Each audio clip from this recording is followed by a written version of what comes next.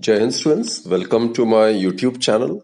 Students, life is a learning experience from the moment you are born. As time moves on, you too learn from each new thing you encounter. So, all life is an experiment. The more experiments you make, the better. With that positive note, students, let's begin today's session. Today, we are going to discuss a very important experiment, which is to determine the focal length of a convex lens by plotting graphs between the object distance and the image distance, and by plotting graph between 1 by u and 1 by v. So students, in order to perform this particular experiment, the apparatus which we will use is an optical bench, 3 uprights, a convex lens which is a converging lens, a lens holder, 2 needles, one is the object needle, the other one would be the image needle, a half-meter scale, and obviously a knitting needle which is used to determine the index error or the bench error, so as to apply the index correction, right? So before proceeding further, let us watch this video so as to familiar ourselves with the instrument or the arrangement which will be required to perform this particular experiment. An optical bench is used in experiments to determine the focal length of spherical mirrors and lenses. It consists of a metallic frame about 1.5 meter in length. The optical bench is provided with 3 uprights which can be slided over it along its length. The uprights can be moved sideways and also can be clamped in any position. A spherical mirror, lens, or an optical needle can be mounted in an upright, and its height can also be adjusted with the help of the screw provided over the upright. The index mark near the base of the upright is used to note its position on the scale, which is graduated in millimeters, which is provided along the length of the optical bench. It is an upright in which an optical needle is fixed. This upright can slide freely along the length of the optical bench, and it can be fixed in any position. In this case, it's an arrangement, it's a screw given which can be used for the lateral movement to bring the needles and the mirror or the lenses in one straight line. And an index mark is made at the base of each upright, and the position of the upright are read against these marks. These are the screws provided at the bottom so as to clamp the upright in any position. This is a mirror or a lens holder in which a mirror or a lens can be placed. This is a screw provided in the holder which can be used to place the lens or the mirror in this chamber properly and appropriately. Now let's take a convex lens and place this lens in this holder.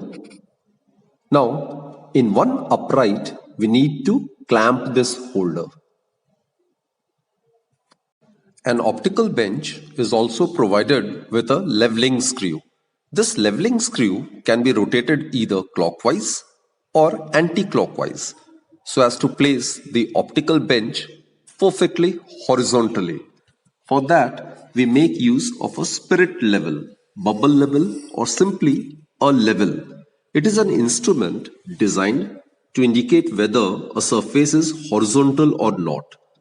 To use a spirit level correctly, it should be positioned in the center of the object you are leveling, and if the object is level, then the bubble will sit between the 2 marks.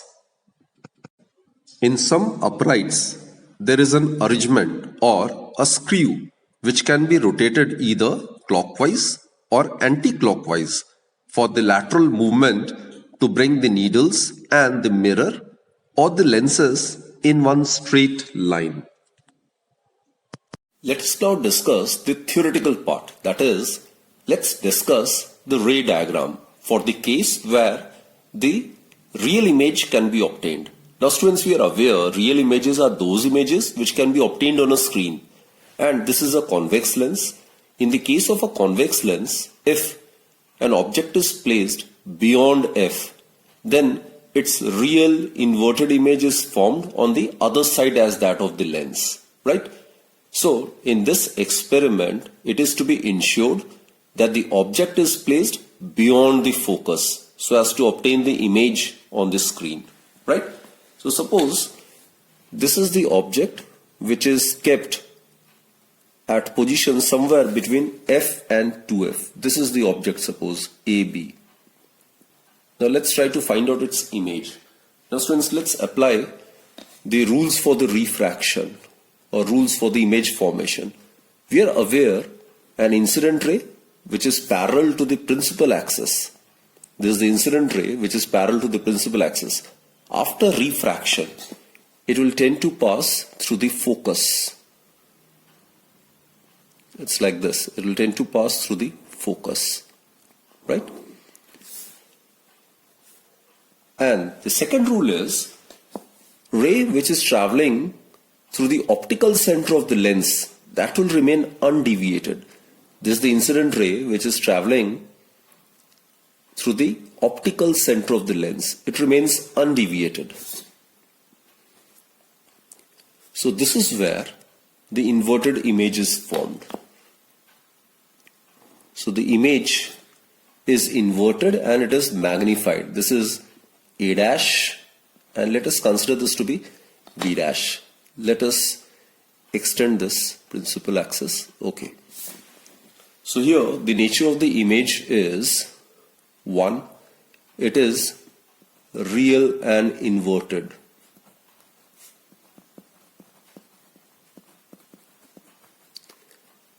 Second, it is formed on the other side as that of the lens, and image is magnified. That is, the linear magnification, it is greater than 1, right? So during this experiment, it is to be noted down that in order to obtain real image, the object is always to be placed beyond f, right? Now let us consider the formula which we'll be using in order to find out the focal length, the mathematical formula or the mathematical relationship connecting the object distance, the image distance, and the focal length. This is the object distance. As we are aware, it is to be measured from the optical center of the lens. This is the image distance, which is represented by V, right? And this is the focal length. So the formula connecting U, V and F in the case of a lens is 1 by V minus 1 by U. It's equal to 1 by F. It is actually known as lens formula.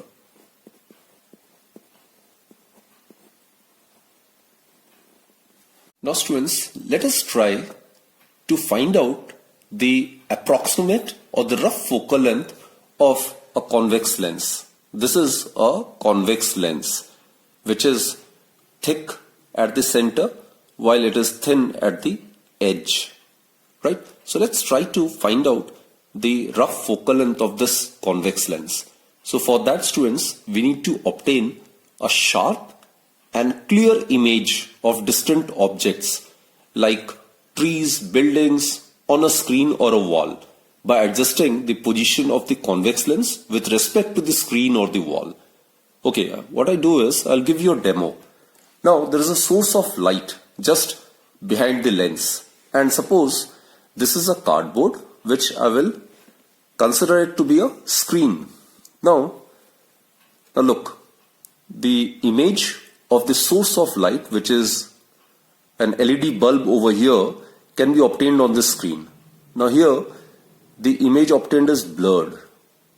Now as I adjust the position of the lens, a sharp image is obtained on the yellow cardboard.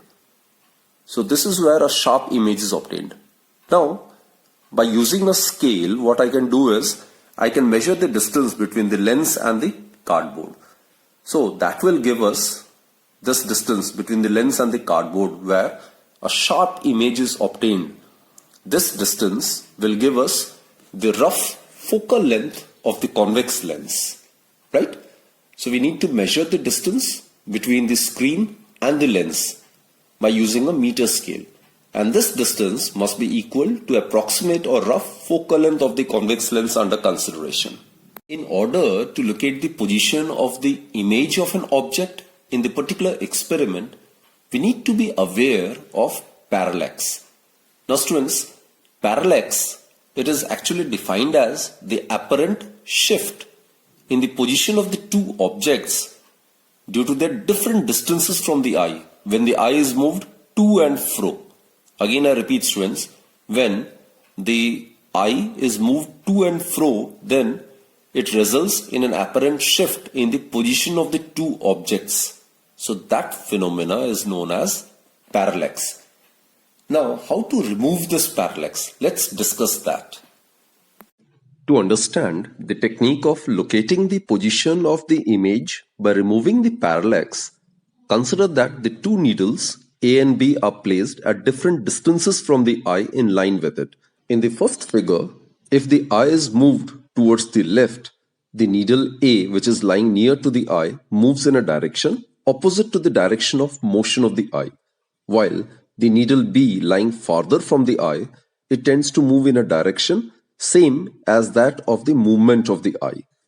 On the other hand, concentrate on the second figure. When the eye is moved towards the right, again the needle A moves in the opposite direction and the needle B moves in the same direction. Now if the two needles are brought near each other by moving either of them, it will be found that the shift of a needle from the line of common sight also goes on decreasing. The line of common sight is shown by the dotted lines. Now the parallax between the two needles decreases as the two needles are brought near each other. And when the two needles come to lie at the same point, there will be no sidewise shift at all. That is, there will be no parallax between the two needles. Thus, if the two objects lie at the same distance from the eye, that is, lie at the same point, there will be no parallax between them. The distance measured between the index marks of the two uprights may not be same as the distance between the optical center of the convex lens and the tip of the needle. This is known as index error or bench error. In order to apply index correction, a knitting needle is taken and its actual length, which is considered to be x, is measured with a meter scale. The heights of the two uprights are adjusted so that the tip of the needle O is just in line with the center or the pole of the lens or the mirror. Then the knitting needle is held between the mirror or the lens and the needle O so that its one end touches the center of the mirror or the lens and the other end touches the tip of the object needle. The difference in the readings of the two uprights over the scale of the optical bench gives the observed length of the knitting needle when held between the concave mirror or the convex lens and the object needle.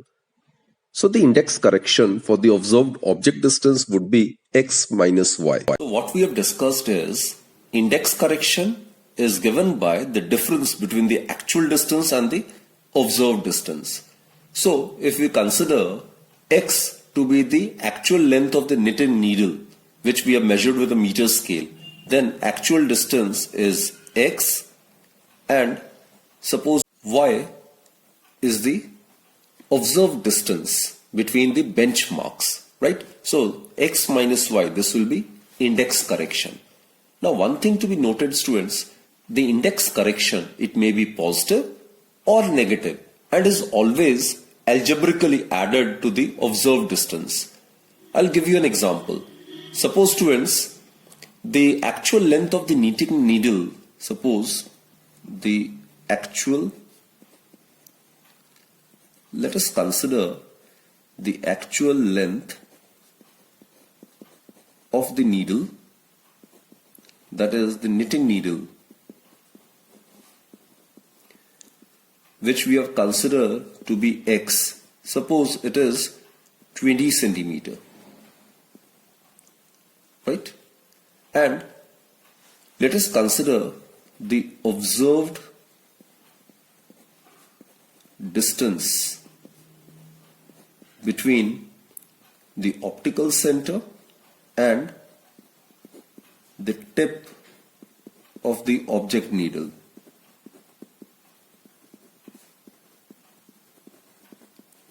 It is considered to be y, and let us consider this to be 19.8 centimeter. So the index correction in this case for the object distance would be the index correction. We are dealing with the object distance. So index correction for object distance, it will be equal to x minus y. So it will be 20 minus 19.8. So that will give you plus 0.2 centimeter. Clear? Similarly, if Z is considered to be the observed distance between the optical center and the tip of the image needle, then the index correction for the measurement of the image distance would be x minus Z, isn't it? Now suppose if the observed distance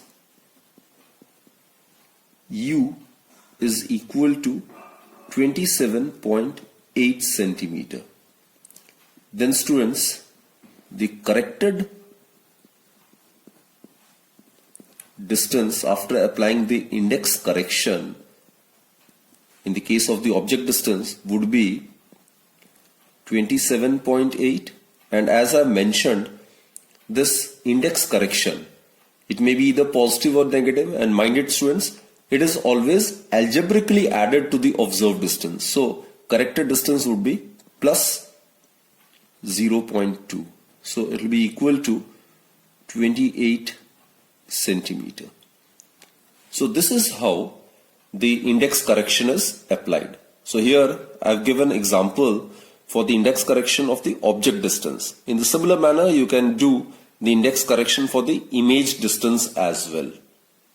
Now students, after discussing the parallax and the index error and the index correction, now let us discuss the procedure. Now, after finding the rough focal length of this convex lens, we need to mount the convex lens in a lens holder on an upright and the two needles on the remaining uprights placed on the opposite sides of the lens. We can mark the object needle as O and we can mark the other needle as I. Now as we have discussed, we will determine the index corrections for both the object distance U as well as the image distance V with the help of a knitting needle. And then students, we need to look out for the real and inverted image from the other side of the optical bench, right? And for that, we need to adjust the position of the two needles such that there is no parallax between the image needle and the inverted image of the object needle. So let's watch this video.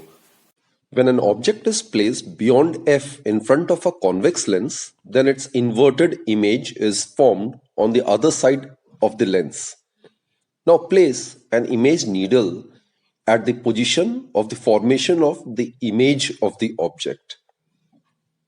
The heights of the optical needles should be adjusted so that their tips are just in line with the optical center of the lens. The distance between the object needle and the lens will give us the object distance, while the distance between the image needle and the lens will give us the image distance. Before obtaining the value of u and v, place the object needle at a distance slightly less than 2f. Locate the position of the real and inverted position of this image of the object needle on the other side of the lens. Using the method of parallax, adjust the position of the image needle such that the image of the object needle coincides with that of the image needle. That is when the parallax is said to be removed. Now let us try to understand the technique of locating the position of the image by removing the parallax. For this, the height of the needle is to be adjusted so as to have tip to tip coincidence. If I move my head to and fro, keeping one eye closed, then there is a relative shift between the inverted image of the object needle and the image needle. By moving the image needle eye towards or away from the mirror, we need to remove the parallax between the image of the object needle and the image needle. When the two needles come to lie at the same point, there will be no sidewise shift at all. That is, there will be no parallax between the two needles. Now students, this is the observation table for finding the values of U and V. Now here we have already discussed, students, that the index correction for the object distance, here I'll state the index correction for object distance, it is equal to x minus y, right? X is the actual distance, y is the observed distance, while on the other hand the index correction for image distance, it is equal to x minus z. X, as I stated, it is the actual length of the knitting needle, and z is the observed distance between the optical center of the lens and the image needle, right? Y is the observed distance between the optical center of the lens and the object needle. Now students, in case we consider the index error to be absent, that is x is equal to y is equal to z, right? So there won't be any index correction required. In that case, observed distance would be equal to corrected distance. So here, for simplicity, we'll consider the observed distance to be equal to the corrected distance. So we are considering there is no index error, right? So we are considering this to be 0. So x is equal to y equals to z. Now students, let us try to note down the reading, or rather the positions of object needle, image needle and the lens. After removing the parallax between the image needle and the inverted image of the object needle, now we are supposed to note the positions of the object needle, lens and the image needle on the optical bench. The index mark near the base of the upright object needle shows a reading of 30 cm. In the similar manner, the position of the upright containing the convex lens and the image needle is to be noted down. The index mark near the base of the upright containing convex lens shows a reading of 60 cm, while that of the image needle shows the reading of 90.2 cm. So as discussed, the position of the object needle is found to be 30 cm, while the position of the image needle, it was found to be 90.2 cm. Image needle is on the other side as that of the lens, while the lens needle, its position is obtained to be 60 cm. So students, U, the observed object distance, would be the distance between the lens and the object needle. So it will be 60 minus 30, isn't it? It is OA. So it will be 60 minus 30. OA. So this minus this. So that will come out to be 30 centimeter. Similarly, the observed image distance, that would be the distance between the lens and the image needle.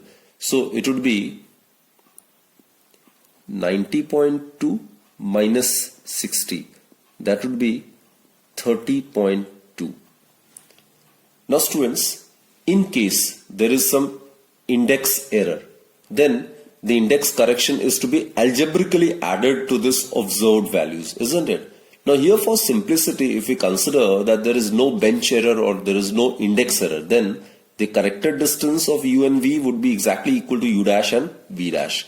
So if we consider there is no index error, then u would be equal to same, that is 30 centimeter, and v would be same as that of v dash. The corrected distance would be equal to that of the observed distance. So it will be 30.2. Now students, repeating the steps, we can find out the distances of the image needle from the lens for different distances of the object from the lens, right? So students, by repeating these steps, by changing the positions of the object needle, we can record the observations in tabular form. So these are the observations. These are the various different positions of the object needle from the lens, and these are the corresponding distances of the image needle from the convex lens, right? So these are the observations which have been represented in this tabular form. Let us try to plot the graph between the object distance and the image distance, right? And also remember students, the object distance u, as per the sign convention, it is to be taken as negative, while the image formed is real, so it has to be taken as positive. So u is negative, v is positive. So if we represent u along the negative x-axis, then v is to be represented along the positive y-axis. So it is appropriate to plot the uv graph in case of convex lens in the second quadrant. Again I repeat students, as per the sign convention, all the distances are to be measured from the optical center of the lens, and the distances measured from the optical center in a direction opposite to that of the incident ray are to be taken as negative. So u is negative, while v, which is the real image distance, that will be positive. So that's why we need to plot uv graph in the second quadrant. This represents, negative x-axis represents object distance, positive y-axis it represents the image distance. Okay, let's locate the first position. 30, 30.2. It's a negative, right? It's a negative obviously. U is 30 and V is 30.2. This is 30, 30.2 would be somewhere over here. So this is the position. 30 and 30.2. Second is U is 29, V is 31.5. 29. So this is 29 and this is 31.5. This is 31, 32 and this is the midpoint 31.5. So this is the position. So this point is actually 30, 30.2. This point is 29, 31.5. Okay. Third one is 28, 33. This is 28 and this is 33. So this is the point. 28 and 33. Next one is 27, 34.5. 27, this is x-axis 27 and 34.5. This is 34, 35. So 34.5 would be the midpoint of 34 and 35. So this point is 27 and 34.5. Then it's 26 and 36.2. This is 26 and 36.2. This is 36 and this is 36.2, somewhere over here. So this is 26 and 36.2. And last position is 25 and 38.5. This is 25 and 38.5. This is 38, 39, so this will be 38.5. So 25, 38.5, right? Now we need to join these points.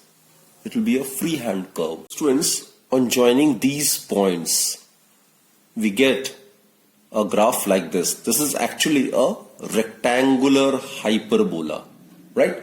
So this is the nature of the graph between U and V. Now students, it's very important to find the method by which the focal length of the lens is to be found using this UV graph. For that students, what we need to do is we need to draw a bisector of x dash OY, right? This is 90 degrees, so the bisector would be 45 degrees. So we can make use of a D. So let's bisect the angle, it's 45 degree.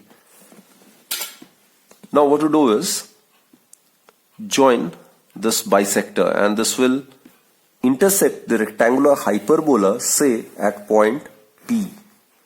This is suppose point P, where this bisector intersects at the rectangular hyperbola, right?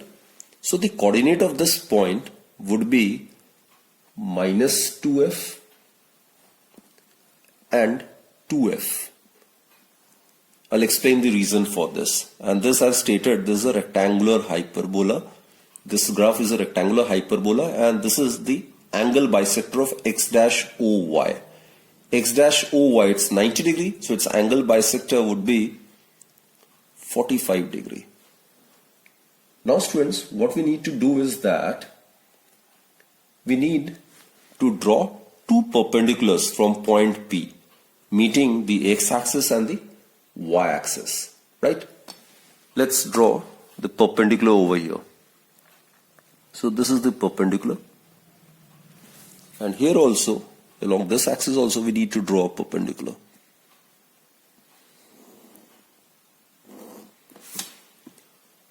Suppose this is point A, and let us consider this to be point B.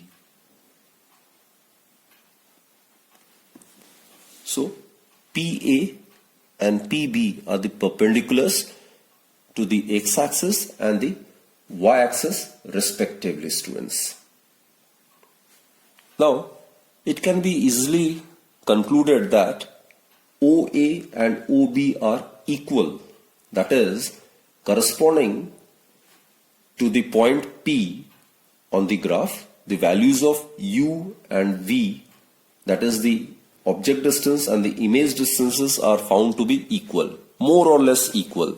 It is 30 centimeter and this is about 30.2 centimeter. So more or less they should be equal, right?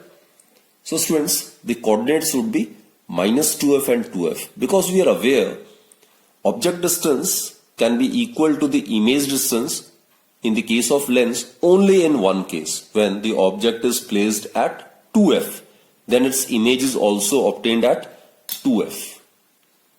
Let me elaborate this point with the help of this ray diagram. Now students, suppose the object is considered to be placed at 2f. Now let's apply the rules for the image formation. Incident ray, which is parallel to the principal axis, after refraction, it will tend to pass through the focus, isn't it? So it will be like this. And the incident ray, which passes through the optical center, it will remain undeviated like this. So we will find that when the object is placed at 2f, then its real, inverted and same size image is also obtained at 2f, right? So this is U and this is V. So U, the object distance, can be equal to the image distance only when the object is placed at 2f. So therefore students, F, it would be equal to U by 2, or it would be equal to V by 2. That is, focal length, it is equal to OA, this represents U. So OA by 2, which in turn it should be equal to OB by 2. Right? Ideally, if you have performed the experiment perfectly, then OA must be exactly equal to OB. In case there is some difference in the values, suppose here OA is obtained to be 30 centimeter and OB is obtained to be about 30.2 centimeter. In such a case, the mean value of OA and OB is to be considered, right? So in that case, when OA and OB is not exactly equal, in such a case, it is preferable to take the mean of these two, right? So in that case, the mean of OA and OB would be OA plus OB divided by 2, right? This will be the mean of this value. And when this mean value of OA and OB is divided by 2, that will give us the focal length, right? So in this case, students, OA, it is equal to 30 centimeter. OB, it's equal to 30.2 centimeter. So its mean value would be 30 plus 30.2 divided by 2, right? And when this is divided by 2, that will give us the focal length. So that will give us 60.2 divided by 2. So that would be 30.1 divided by 2, this 2.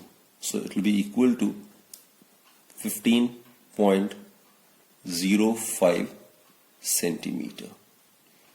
So this will be the focal length as is obtained by plotting graph between U and V.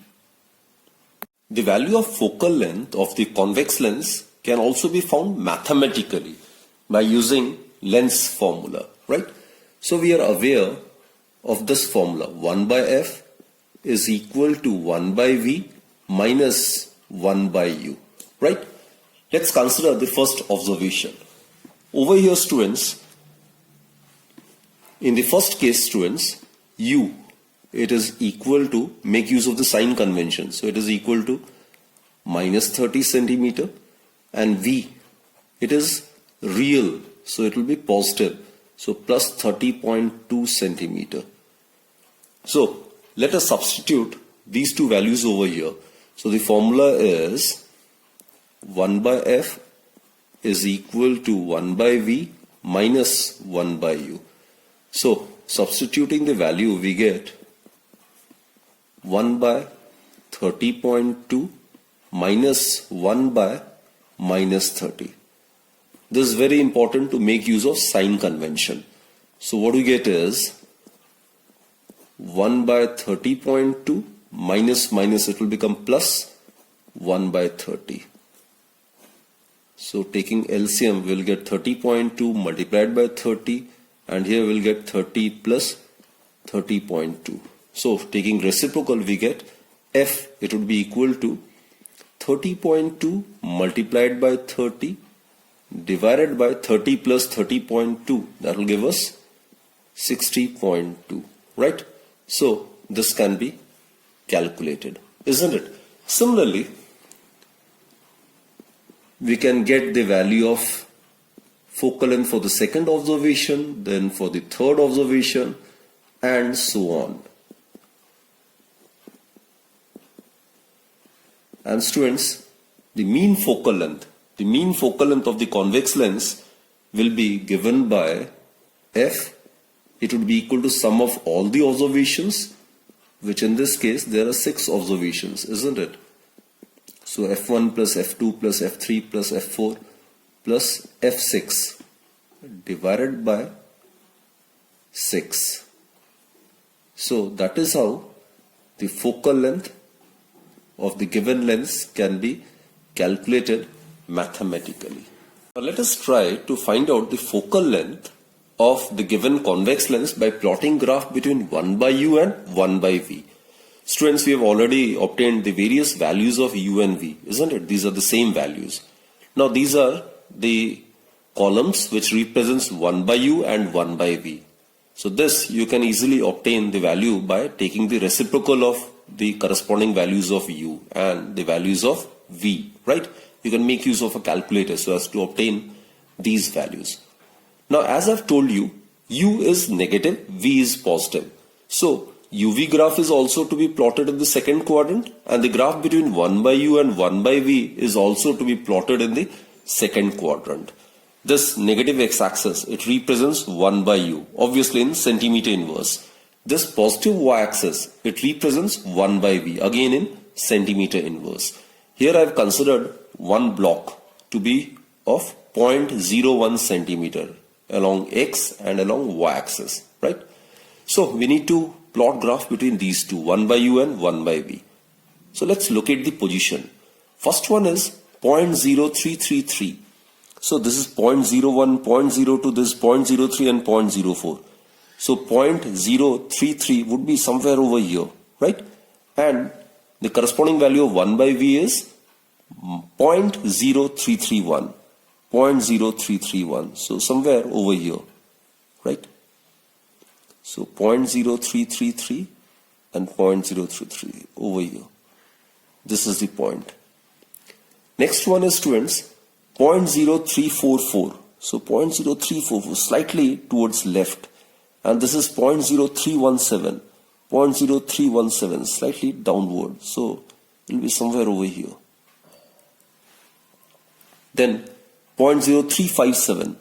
0.0357 would be over here, somewhere over here. And 0.0303, somewhere below. So over here. Right?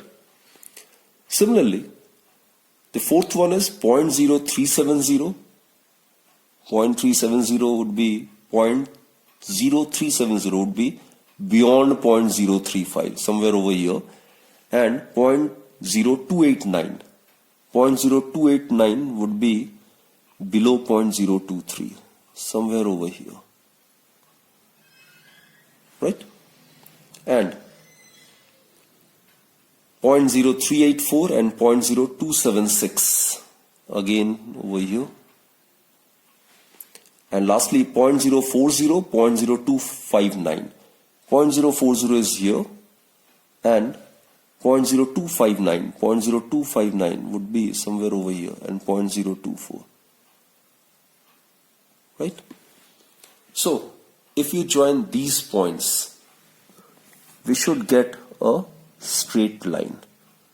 We must obtain a straight line like this.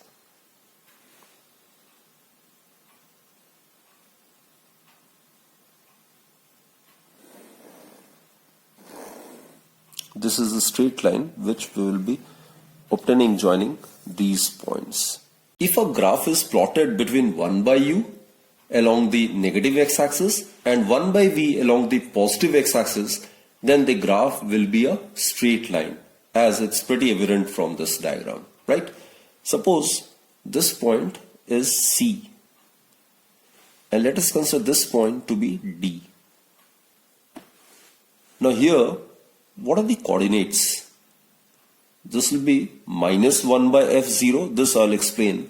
It is minus 1 by f0. This I'll elaborate. While this coordinates would be 0 and 1 by f.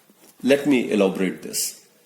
Now students, we are aware from the length equation, we know that 1 by v minus 1 by u is equal to 1 by f. Right? Now, at point C, let's consider this particular point. At point C, students, 1 by u, this represents 1 by u. It is equal to minus OC, isn't it? It is equal to minus OC. And 1 by v, this y-axis is 0 over here. So 1 by v is 0. So substituting this value over here, so from equation 1, from first, what we get is 1 by v is 0, minus 1 by u is minus OC. It is equal to 1 by f, which implies that f is equal to 1 by OC. Right? Similarly, students, let's consider point D. At point D, students, here x-axis is 0. So this coordinate is 0. So 1 by u is equal to 0. And what about 1 by v? 1 by v is equal to OD. So setting these values in equation 1, what we get is 1 by V, it's equal to OD minus 1 by U, it's equal to 0, is equal to 1 by F. That is, F is equal to the reciprocal of OD. Right? Therefore, if the graph between 1 by U and 1 by V makes intercepts equal to OC and OD on the two axes, then the focal length of the convex lens is given by F is equal to 1 by OC, it will be in centimeters, or F equals to 1 by OD, again in centimeters. So ideally, OC, it must be exactly equal to OD. But due to some experimental error, it might be slightly different. So in such a case, it is preferable to take the mean value of OC and OD. So the mean value of OC and OD would be mean value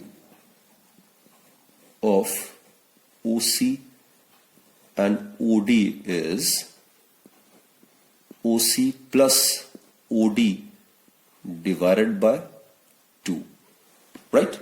And the reciprocal of this value will give us focal length, and therefore focal length,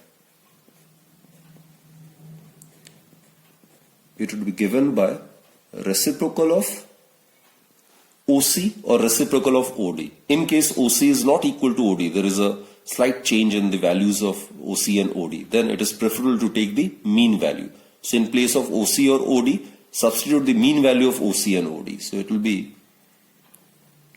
OC plus OD divided by 2. So this is how the focal length can be obtained. Here students, OC, this is OC, it is equal to 0.67 centimeter, and OD, it is 0.066 centimeter. OD is 0.0, actually it should be 0.066 centimeter, right? This is 0.06, this is 0.065, so this will be 0.066, and this is 0.067. So students, the mean value of OC and OD would be OC plus OD divided by 2. So that comes out to be 0.067 plus 0.066 divided by 2. That comes out to be 0.0665 centimeter. Right? Now, focal length as per this formula, it is equal to reciprocal of the mean value of OC and OD. So it will be 1 divided by 0.0665. So if you solve it, it comes out to be about 15 centimeter. This is the value which we have obtained in case we have plotted graph between U and V. So the focal length of the convex lens, whether you find it by any method, graphical or by mathematical method, you should get roughly 15 centimeter in this particular case.